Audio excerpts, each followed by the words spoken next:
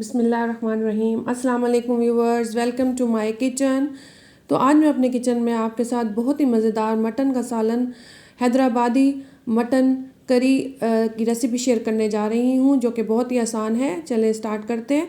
यहाँ पर मैंने 1 कप ऑयल ले लिया है और उस ऑयल को मैंने कुकर में डाल दिया है और मैंने यहाँ पे 2 मीडियम साइज़ के प्याज लेके चॉप कर लिए और प्याज मैंने ऑयल में डाल दिए हैं।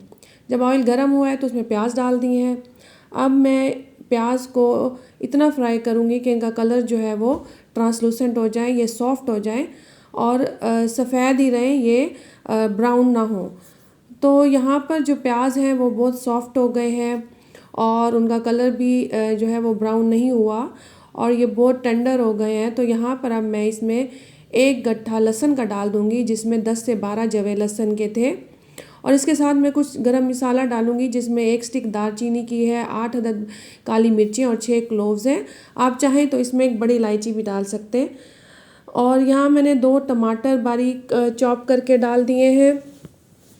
अब इन तमाम चीज़ों को, यानी गरम मसाला, प्याज, टमाटर और लहसुन को हम अच्छी तरह से फ्राई कर लेंगे।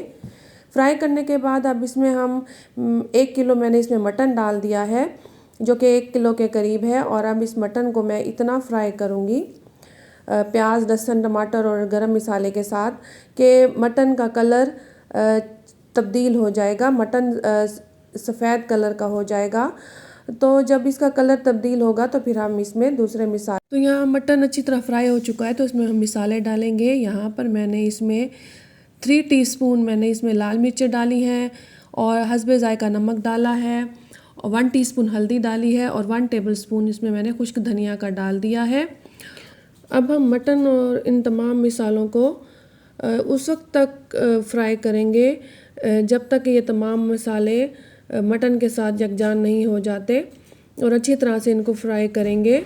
अब मटन और बाकी तमाम मसाले अच्छी तरह से फ्राई हो गए हैं, तो अब हम इसमें 2 कप पानी डाल देंगे या इतना पानी डालेंगे जिससे मटन गल जाए। अगर आप देगची में बना रही हैं तो आप ज़्यादा पानी डाल सकती हैं। मैं कुकर में बना रही हूँ तो इसलिए मैंने 2 कप डाला है।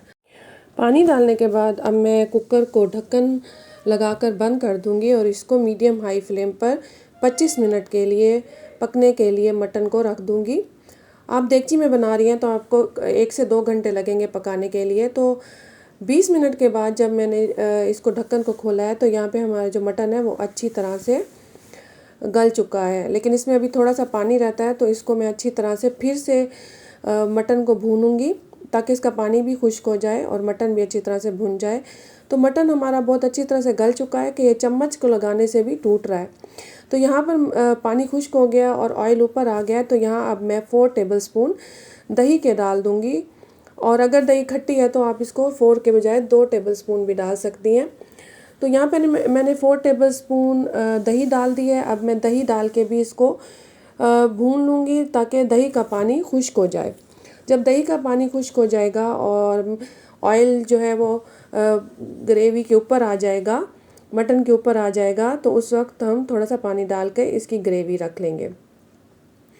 तो यहाँ पर दही का पानी ड्राई हो गया है, मटन अच्छी तरह से भुन गया है। यहाँ पे हमारी ग्रेवी और सालन बिल्कुल तैयार है। अब हम इसमें जितनी आप ग्रेवी रखना चाहते हैं थोड़ा सा पानी डाल के उसको ग्रेवी रख लें। तो सबसे आखिर में मैं इसके ऊपर 1 टीस्पून के करीब गरम मसाला छिड़क दूंगी, जिससे इसका टेस्ट जो है वो बहुत और ज़्यादा इन्हेंस होगा। तो यहाँ पे मैंने गरम मसाला पाउडर 1 टीस्पून के करीब इस पर छिड़क दिया है और अब मैं इसको चम्मच के साथ मिक्स कर दूंगी। और गरम मसाला मिक्स करने के बाद मैं इसको सिर्फ 1 मिनट के लिए थोड़ा सा पानी डालकर इसको दम पर डाल दूंगी ताकि इसकी ग्रेवी बन जाए। और अब 1 मिनट के बाद ढक्कन हटाया है तो हमारा हैदराबादी मज़ेदार किस्म का मटन रेडी है। आप इसको गर्मा गर्म नान, रोटी या बॉयल राइस के साथ सर्व करें और ये बहुत ही मज़े का सालन होता है। तो व्यूवर्स, अगर आपको मेरी रेसिपी अच्छी लगी हो तो मेरे चैनल को सब्सक्राइब कर दें, वीडियो को लाइक और शेयर कर दें और कमेंट में अपना फीडबैक ज़रूर दें। Thanks for watching. अल्लाह हाफिज़।